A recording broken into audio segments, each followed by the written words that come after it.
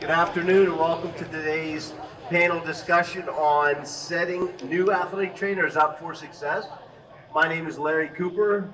I've been an athletic trainer for 39 years. I'm the co-founder of the Excellence in Secondary School Athletic Training, and I'm going to introduce our faculty here and have them tell them something about themselves. Hi, I'm Randy Cohen. I've been an athletic trainer for over 30 years. I retired in January from the collegiate setting at the University of Arizona, where I was there 21 years.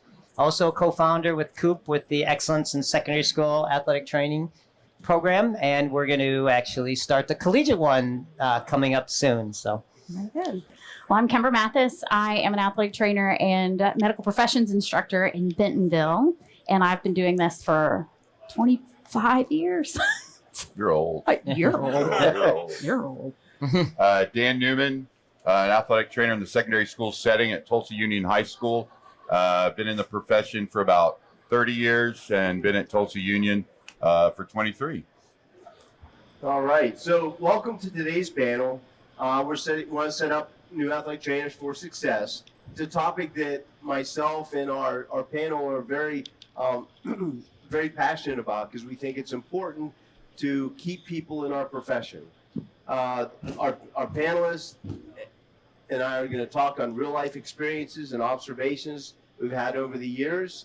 And we want to share it with as many athletic trainers, maybe new to the profession, maybe new to the secondary school setting, or new to the collegiate setting. It might help them out. So out of curiosity, how many here today are new athletic trainers? Awesome. Very good. Good. So the discussion is built on what we've seen new athletic trainers encounter and what they will tell us in terms what they maybe wish they would have known when they started their first job. So we're going to share our advice, but also hear from you and answer any questions you might have. So I'm going to direct this to Randy, and then Dan, then Kembra, and you guys can follow up at any point in time. So Randy, for athletic trainers starting their first job, what do you think they should know when it comes to learning about a facility's emergency preparedness or action plan? And what are the questions they should be asking to show up prepared for a game? yeah, I'd start out even before that. We have a great opportunity in athletic training right now. There's the supply and demand for athletic trainers is different than it has been in the past. So as a young professional, even anybody going into a new job, one of the things we need to figure out is what is the culture and resources even before you get in that job. So when you interview and talk to them about the job, you want to make sure that they give you the resources to provide care for your athlete. So what do you ask going into the interview? You say, hey, has anybody come in and assessed what our emergency action plans, our AED? Can we get to somebody within 2 minutes to be able to save their lives if we need to? And you want to ask them that going in. And if they say, well, we haven't, or we haven't really assessed that, then the next question you need to ask them is, okay, if I get there and I come in and say, hey, I need 4 AEDs before we even start the school year to be able to provide the safety I want, if I come to you day one, are you going to be able to pay for that? Do you have the resources to get that for me right away? And that's just starting off at the top with AEDs. All the other emergency equipment, do you have that availability to me? Okay, because it's not about me, it's about me providing safety for these people. I want to provide the best safety I can give. Do you have the resources for me? The second thing, do you do coaches education for everybody? Do all the coaches, they have CPR trained and emergency action plan trained? Do you have that? Oh, that's not in place right now. If I do that and I come in day one, I create that and hand it to you, who is going to help me enforce it? I can't do it by myself. I'm an N of 1 and I got to take care of a bunch of patients. How are you going to help me set up a system so I can be successful from the first time I get in there? So you have those questions before you even accept a job, or right after you accept a job. You send these forward and say, I need help. I can do this, but I can't do it by myself. And I need to make sure that we have the resources. If I have an AED break, how do I get a new one right away? How do I get a battery right away if I need it? We can't have delays on those type of things. So you ask that to set up the system. And if they're like, well, we don't really know, our budget isn't great, you'll say, I'm going to need this to do the job. Because you don't want to walk into a job. You want to know if you're not getting set up for failure on day one, even before you take that job. Dan?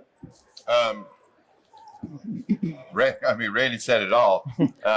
It is about knowing what your resources are and everything else like that. But to kind of build on that, you may have your school or wherever you're at may have access to all that, but you have to be able to approach those people and ask for those things, effectively. If you go to somebody and say, I need an AED now, and they may look at you like your head's spinning. But it's those relationships that you have to build with those people. So when it does become an emergency, something needs to be done immediately. They'll trust you that you're doing best, by your patients, by your athletes, by the school district, by your collegiate setting, whatever. But those things become easier when you do need to prepare for those kind of things. Mm-hmm. Absolutely. The only thing I would add to that, because that's pretty thorough. I know. Well done, sir. The only thing I would add was that great. They say, yes, we've got an EAP. We've got all the resources. You look at the EAP and it's 10 or 15 years old and those people aren't existent. So you should check the EAP. You should just go over it, revise it if needed, and then practice it. Make sure you reach out to EMS in advance. Make sure they know that you're there, especially if you're new coming in. They may not know you. There may or may not have been a relationship prior to you getting there. And so don't make the assumption that, oh, yeah, I'm sure they'll show up. Maybe. So don't assume that. Make sure that you do all of that prior to those events, and then you should be on your way. Now, if none of that exists, then you've got to look at creating it. And I think one of the things too that you guys participate in is PASS, Program Assessment for Safety in Sports, through the NATA. If it's there and they've completed it, a lot of those things are going to be in place for you. The emergency action plan, the referral process, all those types of things. Absolutely. So, one thing that you might want to ask too, and this is kind of additional. I interviewed for a job one time, and they had 6 athletic trainers in 6 years prior to me. And I said, so do you have a plan in place to rectify that so you won't have? And they said, no, I didn't take the job because they're setting you up for failure from the very beginning. So keep those types of things in mind. So my next question is for Dan. It's about what new athletic trainers should be thinking about once they've been offered a job. I know you've shared how important it is for new ATs to advocate for themselves at different times. What's your advice? There's a lot of things you can think about when you first take that job or you're thinking about taking that job. It's the little things that, not just salary, right? It's the little things that, what are your benefits packages? Retirement, health insurance, dental insurance, whatever. Liability insurance, things like that you don't, necessarily think about. All you guys see, everyone will see the bottom line. I'm going to make $50K this year, but that's really not $50K, right? So start doing your research on the job, the benefits packages, things like that. Who do you report to? Who's going to do your evaluations? Are there, job performance bonuses, things like that? It's not just athletic training. You have to think about everybody else. If you have a family, who's covered under your health insurance, you have to pay more. It's the things we don't want to think about, but you have to think about those kind of things. And that's going to make your job better, right? You can take that job. Maybe it's a great salary, but the benefits package and the work environment is horrible. Like Coop said, right? There's 6 athletic trainers in the last 6 years. That may not be the best, even for, an unbelievable salary. So you have to look at those things, those adult things that maybe not necessarily athletic training, but you have to think about those things. Right. Kembra, anything to add? The other thing I would add is look to find ways to better budget yourself. I find that was something that I didn't get a lot of education about early on. And there's lots of things out there, lots of resources. Financial Peace is one of the best ones I've found, but create a budget, learn to live within your means, because you're right. When we start out, we don't start at the top often. We have to find a way to get there. Don't worry, it'll get there. But sometimes we have to set ourselves up to work within that, to be able to budget for what we have and start investing as soon as you get the opportunity. And it doesn't have to be a lot, but start early. It will pay off in the long run, I promise. And Randy, you are what I would consider an expert in liability insurance and things like that. Dan mentioned it. Is there anything you could add to that? Yeah, I can add to that. Yeah, I think you need to assess that right away and see kind of what environment you're in, right? If you're a state employee, you have sovereign immunity and understand what that is and what does sovereign immunity mean in that state, right? The NATA is a liability toolkit that we created years ago. Those are the kind of things you need to look at right away. NATA, we've created a lot of resources for you to use. We need to use those resources. But those resources are not just for you, they're for the institution. So you ask them if they've done that already, if they've looked at those type of things to really kind of understand some of those finer points. Right. Very good. So, Kembra, this is for you. One of the things that we come across quite a bit for new athletic trainers is helping them set boundaries from the very beginning. We hear horror stories about, people coming in, they want to please everybody, but we know that's impossible. So what advice do you give them? So I preface this with, you have to understand that this field has give and take. It does. There is no 8 to 5 about it unless you're straight clinical and you don't do anything outside of that. And that's great. If you want to do that, cool. But there's got to be a little bit of give and take. Now, that said, it shouldn't be all give.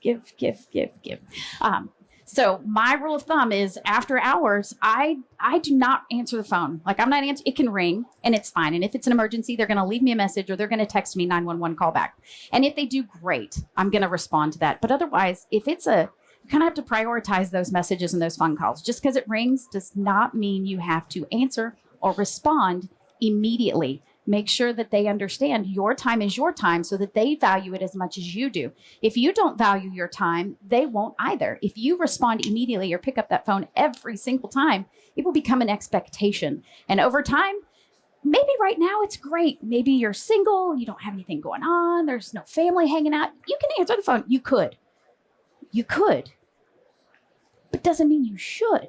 Okay. If it's not an emergency, you don't have to respond. So prioritize those kinds of things into needs and wants. If the person needs you and it's an emergency, great, respond. But if it's not, can it wait till tomorrow morning? Could it wait until you have a moment later in the evening to sit down? Maybe. That's what you need to ask yourself. Don't be so willing to give up your time. The other thing I would ask is, depending on your scenario and how many athletic trainers you work with, if you're a single individual at a single school covering all of the things you need to know, you cannot make everyone happy, nor should you try. Okay? It's just a fact. They're all going to want you. They do. And that's great. That means you're doing an awesome job. But you have to be able to live your life as well. Okay. And remember that give and take. There are going to be things that are priorities, right? Home things, high risk sports, great. You're there. But away stuff, not a high risk. You don't necessarily have to give all of your time for that. So look at your situation, evaluate what you can give up and what you can't, and make some boundaries. And once you set your boundaries, be very, very cautious about what you give up. There are going to be things that you have to give up once in a while. It should not be all the time, 24/7. Randy, anything to add to that? Yeah, I'll add one thing is, as I don't believe in work-life balance. I think that's a misnomer. If you put work in front of life balance, you're wrong. It's life balance. And everything, you need to balance everything in your life, right? Across the board. Nothing should overwhelm the other ones because we won't last. And this, unfortunately, that's what's happening now. You see anxiety issues and things like that because people get out of balance. And so you got to kind of have that set up. And again, know the culture you're walking into. You need to know that. You need to assess that. You need to make sure they have things that don't overwhelm you. So if you walk into a job, you say, okay, I'm going to start out right at the bat and say, okay, what happens if something happens to me as the sole athletic trainer at a secondary school or at a college? I'm taking care of my sport. If I get to have something, I have an emergency and I'm in the hospital a couple weeks, how are the athletes taken care of? How are the patients? How is safety taken care of? Do you have something in place? And if they don't, you say, well, let's create something because we want them to be safe. And then on the backside, that helps you because then you can use that same model to say, I need to take a week's vacation in the middle of season. What's wrong with that? There is nothing wrong with that, right? You have to have a system to take care of the safety and well-being of the people you are in charge of taking care of, right? But if you set that up with the intent that what happens to me if something emergency happens, then when you need that time, you can use that. You're using one way to help you in a second way.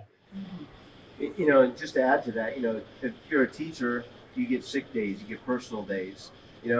As athletic trainers, unfortunately, we have this attitude that we don't get those sick days, we don't get those personal days. And we really need that for our mental health as well. So this is for the whole panel here. This is going to be Kembra to start off. We have different expectations throughout our career. And what would you say the expectations of a new athletic trainer to their career should be, say maybe in the first 3 years and maybe, later on too? What do you think those should be? So I think, the first 3 years, you're just trying to get your feet wet. You're trying to stay afloat. You're trying to do all of the things all at once and be the best you can be at the same time. And it can be kind of overwhelming. And so, I want to bring perspective and remind you that we call it a career ladder for a reason, that we don't always start at the very bottom rung. I'm not saying you should, but we shouldn't also aim always straight for the top because it might be unrealistic for where we are. Now, some of you may get that. Awesome. Some of you may land somewhere in the bottom third, and that's great. But one step at a time. Building those relationships is the very first thing you do. Year one should be about building those relationships because those relationships are going to support you. They're going to advocate for you. That right there to me is the one thing you can do to set yourself up for a long-term success. Advocating for yourself, and then your level of ambition will push you. So how fast you move up largely depends on how your relationship building is, how much you advocate for yourself, and how ambitious you are. Year one is a lot about just figuring out the processes and building the relationships. Once you've started that, it may happen really fast. I don't know, first 6 months, depends on the person. Then do some needs assessment. What do we need? What do we have? What do I want? What are my goals? Build your action items and work towards it. By year 3, I'm not saying you should have completed all of those things, but you should have started building a healthy culture or assimilated into one. Remember, it takes 5 years to build to build any culture. It's about 5 years. So by year 3, you figure midway through it, you should see movement if everything's going. So that year 3, we can reassess. Do I like where I am? Am I seeing growth? Am I making some of my are my action steps working? Am I reaching some of the goals? Maybe I still have work to do, but it's okay because it's working and I like it. Great. You're in a wonderful place. If not, well, reevaluate your values and decide what's next. I think you approach it just like you do your own finances or your own objectives in life. If you want to go on a cruise, you plan for it. Well, if you want to do add a big piece of equipment in your athletic training room, you plan for it. And just say if you want to add an assistant, you plan for it. So Dan, if you could share your thoughts on maybe a little bit more experienced athletic trainer. Kind of build on what Kembra was saying, Rome wasn't built in a day, right? So you have to build on those things. If you come in day one and try to establish dominance, I'm the king, this is the way we're going to do it, it's my way or the highway, it won't work. So you have to continually to build on those relationships, whether it's a new coach coming in every year, you have to reestablish that relationship. But you have to, reassess every year. My first year at Union, I don't remember it. I mean, it was a complete blur and you don't know. And by year 10, you're like, okay, and you've built on those successes. Athletic training is athletic training. I mean, we can all tape an ankle here, I hope, right? We can all do a Lockman's, but it's those little things that you continually to build on to have success, whether it was at Penn Trafford, at Arizona, at Bentonville. We build on those successes. I mean, I'm not the smartest guy in the room, but I've built my program because I've built those relationships. I've worked with coaches. I meet them in the middle and they respect my boundaries. I respect theirs, and it becomes a more successful career at that school. And it's worked, but. Yeah. So if you've noticed, there's been something that's been mentioned here a lot, relationships and building relationships. And those, for the new athletic trainers, you want to develop those relationships early, and you want to make sure that they're strong, because that's going to help you in the future. So this one's for Randy. What have you seen in the evolution of athletic training over the past years, and how important it is for athletic trainers to stay up to date on the latest and greatest developments? And then we'll go to Kembra and Dan. So Randy? Yeah, and I think we'll probably let's talk a little bit about technology, right? Let's start off with to understand is we're in a completely changing realm of what rehab is and what great rehab is, right? If you look at it now, we got to function on all rehab is brain rehab, right? So we're starting to do these things where they're doing functional MRIs and movement patterns and EEGs and realizing that we have to continue to understand that those are some important aspects. But you can't get bottled down by worrying about that high level technology stuff. You can use it to help you base what you need, but you don't need to do that to be a great clinician.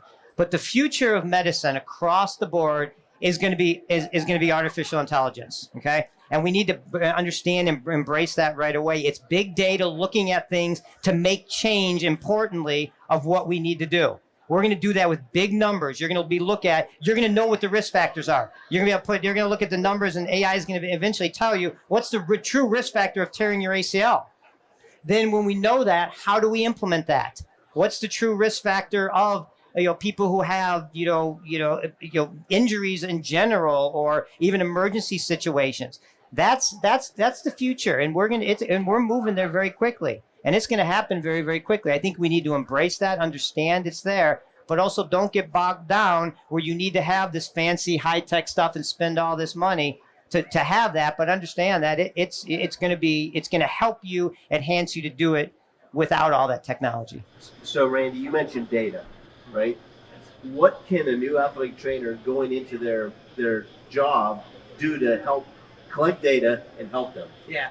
Well, I think ultimately the number one most important thing, it's getting easier, is all about appropriate medical documentation. Okay, consistently doing your medical documentation, and it's so much easier than it used to be. You got it mobile, you got it on phones, you got it on tablets, but putting the correct information in so then you can pull it out afterwards. Great presentation this morning on volume load of throwing, right? There's a great presentation on that. Are you tracking that? Are you putting things simple, asking them questions, and keeping track of it? Because then later on, then you can say, hey, here's a trend I found, right? And you don't need to find that trend anymore, because soon you're going to be able to put it into an AI engine and ask AI, what are the trends? And it will tell you. You don't need to do it, but if you're collecting that data, and you don't have to collect it, the patient can put it in. They can send it to you. They can put it in stuff. That's all going to be the big future, but it's all about starting with medical documentation and documenting appropriately. You got to start. At some point, you have to start. You got to start. Right. Kembra? I would also add to that, don't be afraid to reach out to your coaches for some of their statistics. Like, I have a coach that's really into Excel sheets, or I guess it's Google Sheets, but he has managed to create this Google Sheet, and it's very simple when you figure out what he's done, but it's all of the students on his team.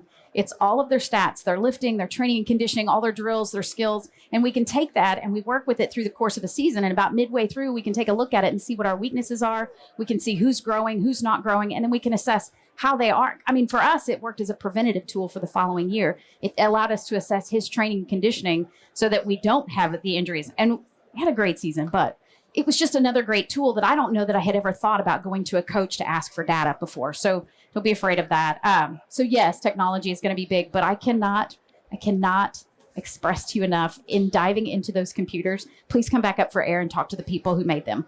Like, you have got to build those relationships and continue to work on them as you go, because that is something that we see. We see kids who are coming out, they are so smart and they know the content and they're comfortable with it. And technology is their jam, man. They are good at it.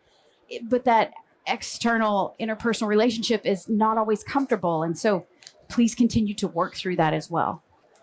Dan? Soft skills, right? I think I talk to people all the time now. It's just soft skills. And I think you told this once. Do you guys have a 3-minute elevator speech? Has anyone heard the elevator speech, right? Can you tell someone what you do, what you're passionate about, what your program's about in 3 minutes? Do you have that ability to do that, to talk to somebody in an elevator? It's like the Progressive commercial, the dads and the guys talking to the people in the elevator. I mean, can you do that? We have some of the smartest students, right, coming out. I've got 2 right here, and they were way smarter than me in college, but it's the soft skills. It's, can you talk to people? Don't go to social media when some coach doesn't tell you about a schedule change, right? Have you gone to that coach and talked to them? Have you talked to somebody? It's not an email. It's not a text. You can't read those things. You can't see what that person is thinking, what they're feeling. Do you guys have the ability to talk to somebody? It's changing. Social media is a big part. I don't know if I'm a tangent here, but I was just telling Kembra, Jordan and Matthew, TikTok famous, right? And we didn't grow up like that. I was like the pinnacle of, athletic trainers that are going to the Hall of Fame now. But I saw some girls come up, oh my God, I watch your TikTok. That's awesome. But we didn't grow up with that. But they're using those soft skills, right, in a different way. But you still have to have the ability to walk up to someone and say, hey, Jordan, Dan Newman, nice to meet you. Love what you're doing. But you still have to have that ability, not just behind a camera and everything else like that. The other thing is technology, the social media, texting and emails and things like that are very quick and take less time, but they're less important. They show less importance to a lot of people. It takes effort to go up and talk to someone. And the next question is really just focused on good advice. I'm going to chime in here just a little bit to share a few things that I think are important for ATs just coming out. And I think it's important for you to develop those relationships. Understand we're in a people profession, and if you do not have the ability to relate to people, it's going to be a tough road. It really is. There is no athletic trainer that I know that I've gone up to and talked that hasn't shared advice, information, whatever. Don't be afraid to go outside your comfort zone and talk to them. I think, Jordan, you were really surprised when I came down to Florida in February and I reached out to him and I said, hey, my wife and I are in town, let's talk. I think I took you off guard because you were really shocked. I was so stoked. But the thing is, I try and do that wherever I go to talk to people because I'm a people person. So what advice can you give, Randy? I think as athletic training, I think the number one thing we got to start to realize and think about and understand this is the difference between being a healthcare administrator and a healthcare practitioner. As a high school athletic trainer, you're trying to do both jobs and you're not taught to be a healthcare administrator as a student coming out. That's not what you're taught. You're taught to be a healthcare provider. And understanding and differentiating between those and understanding your number one goal is to be an incredible healthcare provider and provide great care. You have to have a healthcare system to do it, but you need to ask other people for help to build the healthcare system at your school. You can't do it by yourself.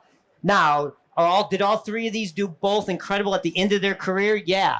But at the beginning of their career, they were not able to do both.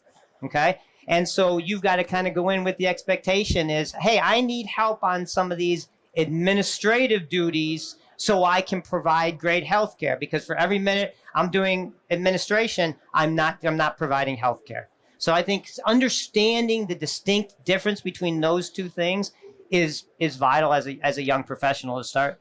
That's great. Dan? Get involved. I started in 2001 at our state level getting involved. And, when I got into the profession, I thought, I have my core group of people, my Oklahoma people, whatever, right? But as soon as I started getting involved, my network grew.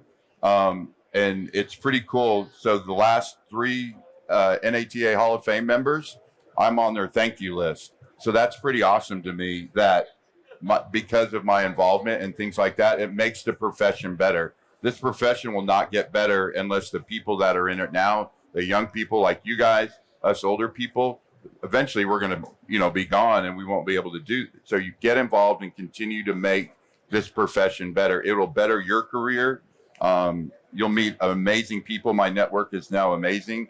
But get involved, whether it's the NATA, district level, somehow, some way, get involved and create a better life for yourself. Yeah, absolutely. I second that. Don't operate as an island. Yes. For sure. The other thing, please get comfortable with being uncomfortable because there's nothing about this job that is coming out of a textbook. You're going to come in contact with things on a regular basis that were not written in a textbook. And it's going to be strange and weird. And you're going to have to put a smile on your face and you're going to have to make it work. And it's okay. And you're going to go home and think about it and think, oh, man, I don't know about that. And the next day is a new day. So get comfortable with being uncomfortable. It's okay to feel that way. Just keep pushing through it because every moment that you get that way and you get through it, that's growth. That's where you see something bigger on the other side. And so that is huge to me. Learn to laugh. Learn to laugh a lot. You're gonna make mistakes. You're gonna do dumb things. Dumb things. Yes. I mean, it happens. Laugh at yourself. Laugh at the situation. Learn from it, and you will grow. Again, everything about this life is about growth, and it really doesn't matter what profession you're in. Everything you do is about growing and becoming better tomorrow than you were today. That's the whole point. And at the end, just remember that athletic training is a series of like evolution. That's all. It's all it is. It's a life of evolution, and it's a series of personal changes that we make every single day to get better. And so where you are right now is not where you're going to be in 5 years. It's not where you're going to be in 10. It's not certainly not where you're going to be in 20 or 30. And I just want you to embrace those changes and be open to what's coming, because I'm telling you, the best is yet to come. We've had the best time, and I would not change a thing. Good, bad, all the ugly in the middle. I'm telling you, it's the greatest thing ever. So I have one thing to add before you Randy, is don't take things personal. You know, like if a practice is canceled, they didn't not include you because we just don't want to tell them. You know, it's not like that. There's other things going on. So don't take things personal all the time. Don't go to Facebook. Right. Yeah, or don't go to Facebook either, because people look at that, whether you believe it or not.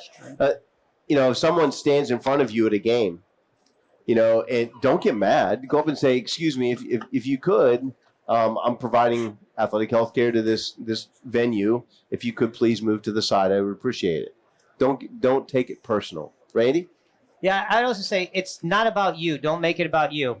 I say this all the time is, number one is I've never held an athlete out of a practice or a game in my life. I've never pulled them out and removed them.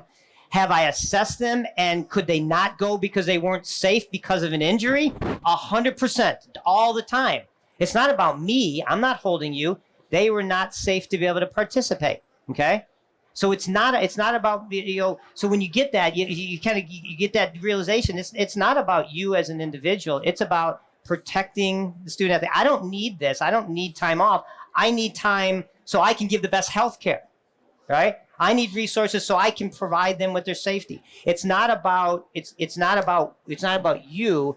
It's about what you can do, or what you're doing, or providing the best care you can provide. And one last thing before we move on is, it takes time when you start a new position.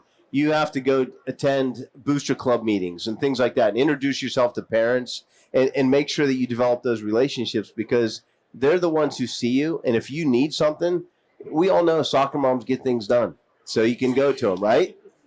So make sure that you're being seen. They know who you are, what you're doing. And if you're at a fence, and I had this discussion with an athletic trainer friend of mine, if I'm at an event and there's an ankle injury and I evaluate it and the athlete's good to go, and the parents up there waiting, and say, they're like, it's a great opportunity for the athletic trainer to say, they had an inversion sprain. This is what happened. It looks good. We taped them up.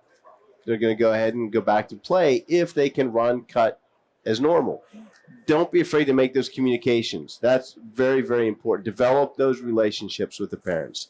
So we've wrapped up our panel discussion, and I'll turn to some questions. Do you have any advice on how to establish a positive and healthy culture and new relationship as a new athletic trainer?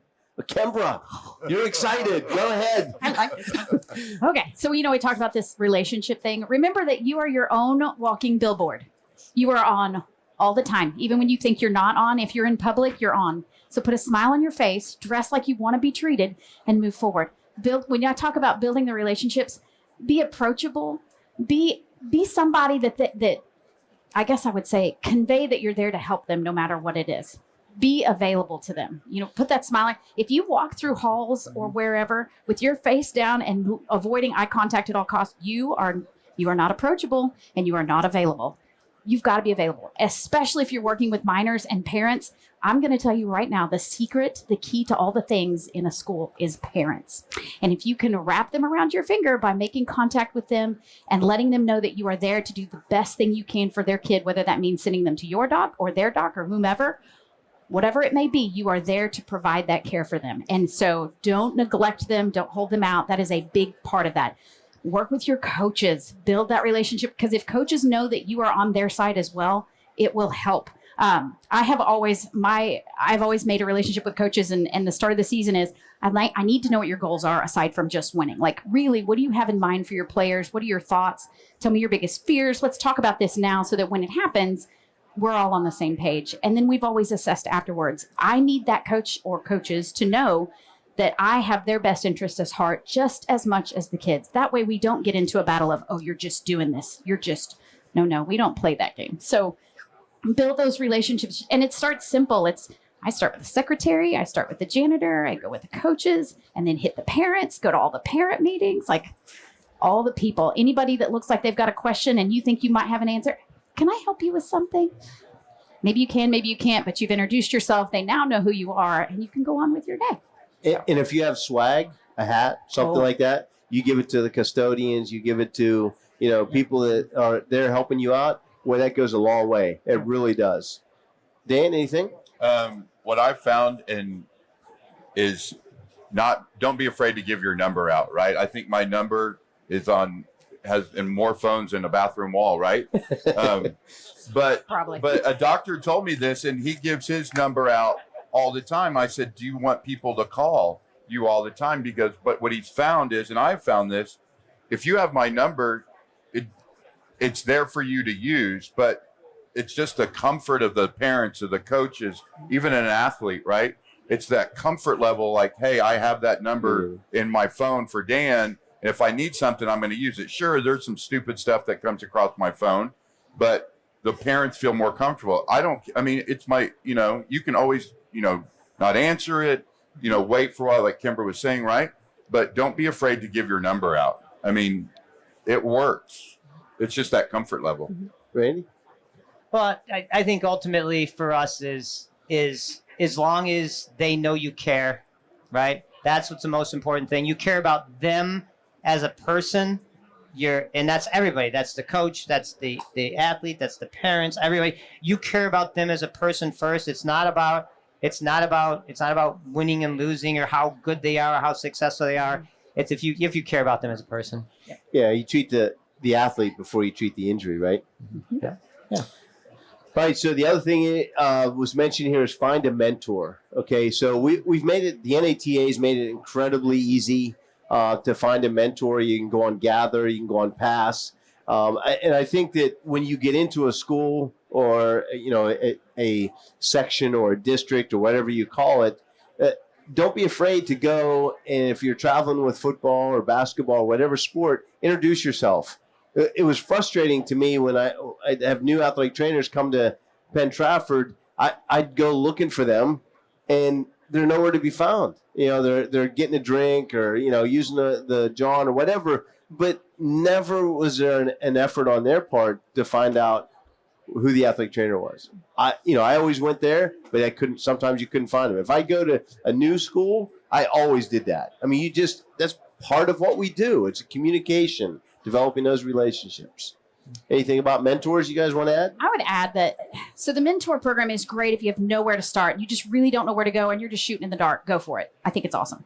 But some of my best mentors, honestly, have come out of sideline interactions or being involved with my state organization. They're just going to be someone that you find that's easy to talk to. And maybe you're not in exactly the same role, but you share a profession, and honestly, at the end of the day, you just need that person to bounce ideas off of and to be a sounding board too. And I have utilized everybody I've come in contact with at times just to, when I've got questions or, hey, what do you think about this? Or, hey, I don't know. What are your thoughts on X, Y, and Z? But it's okay to make it a very natural interaction. That's the benefit of being involved in those state organizations and working in those committees. And some of my best times have come out of working on some of those committees. And that's where I found my best mentor interactions is through committee work and through volunteerism, through state organizations and district and national. And so I have mentors. Absolutely. And it doesn't have to be someone that's maybe older than me. It can be young people too. I think we have an ability to be a mentor at any stage in our career, and we need to utilize that a little bit more. You guys have Dan, that's good. Yeah. Randy? No, and I'd only add is, I would say make sure that a lot of times the mentor doesn't look like you or act like you. Honestly, you need to understand that we need, cognitive diversity of understanding and seeing the lens from different people. Okay, seeing how they see it, because that's helped me learn so much about just having people who have come from different backgrounds and different, good cognitive diversity. One of the questions here was, how do you establish and maintain respect for your athletes, coaches, parents, referees, and administration? We keep harping on it, but it's that relationship. When you start that relationship, that's where the respect builds, right?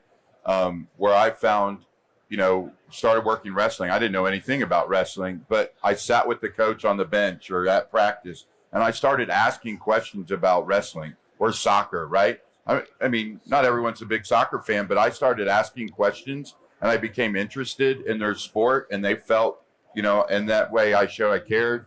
So you build those relationships again, and that's where the respect comes from. You can, excuse my French, you can be an ass in the athletic training room and, have rules and stuff, but they'll respect you more because you've built those relationships and go, that's the way it is, right? You don't get your ankle taped unless you do rehab for 15 minutes. And that's the way it is. But it's not, you're not disrespecting those kids or those coaches who just, go in and get taped real quick. That's your rules, but you've built those relationships to help, that respect get bigger or build that respect. You have to invest in people as much as if you want them to invest in you and to trust you, you have to show them that you're available for that. And if that's asking a kid about their day, it's simple to you and maybe you're half listening, but let them talk. I worked with lacrosse and that was new for me this last season. And I loved it. And I didn't know a lot about it, but boy, I asked a lot of questions and they thought that was the coolest thing ever. And they would come and they'd talk to me and they'd ask me things. And this was a sport in our area that didn't necessarily see a lot of athletic trainers. And so I just wanted to convey that, hey, I'm here and I don't know what's going on, but I really like this and I'm here for you. So just let them know that you are investing in them so they're willing to invest in you as well.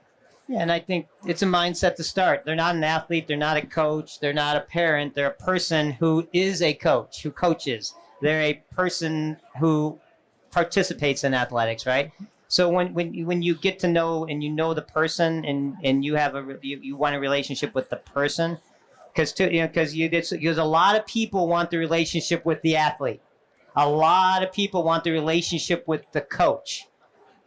What we do is we develop relationship with the person who coaches, to the person who is the athlete, because that's more valuable. And then when they realize you're the person, tell stories all the time is I've worked with some great athletes in the world, right? And when they came back on campus, they would come and sit in my office because I didn't treat them like an athlete like everyone else did. They were the person. They were Robbie. They weren't Gronk. Okay. Gronk's a persona. Robbie's a kid who was 17 years old, who I met him the first time. He's still the 17-year-old kid. He's just older now, and he's got a persona that's different. But that's the reality. They're a person. Absolutely. We have just a couple minutes left. One of the comments here was make sure that you utilize AT's care when you're feeling stress. I think that's very, very important. There's a lot of resources out there that's brought forth by the NATA. Work-life integration, which we already talked about. Somebody asked, do you have any BOC exam tips? Study? So study. It's totally changed, right? Yes. From when we took it, all four of us have taken the test. But I tell all my students, don't study the day of. You're going to read something and you'll freak out. We all saw a movie the night before and go to bed. I mean, don't go out and light your hair on fire before, but just relax, I guess. You'll pass. I mean, you got the students nowadays are so smart and the programs are preparing them so well that be confident. Be very confident. Well, I think you have to remember you've had 3 years you've been preparing. Like you've done the work, you've put in the time. And if you've done well, you just got to show up and take the test at this point. So just rely on your training. That's what any of us is required to do day to day. Rely on your training. When all else fails, guess B. Yeah. Tip of the day. Yeah. So one of the other questions was, how do I get more of information for the ESSAT program? And Randy and Labiba, who's standing over here, and myself, we'll be here afterwards. We'll be able to share some information with you. But that wraps us up here today. I want to thank everyone for joining us today. We want to thank Gatorade for the opportunity to present here. Hopefully we gave you some pearls, some little things to think about, as you move forward in your career. I am so fortunate that I found this profession. I've said that so many times. I love this profession. The people I've met are outstanding, and I hope that the new athletic trainers have the same experience. In closing, you guys have anything to add? No, I'd say, a program like Gatorade Performance Partners and a lot of other vendors in here, they support our profession an incredible amount. Make sure you let them know that you appreciate what they do for us too, because they bring a lot to us. We love our partnership with Gatorade. We're very fortunate to have partnered with them, and we thank you for attending today. Appreciate it. Thank you. Thank you.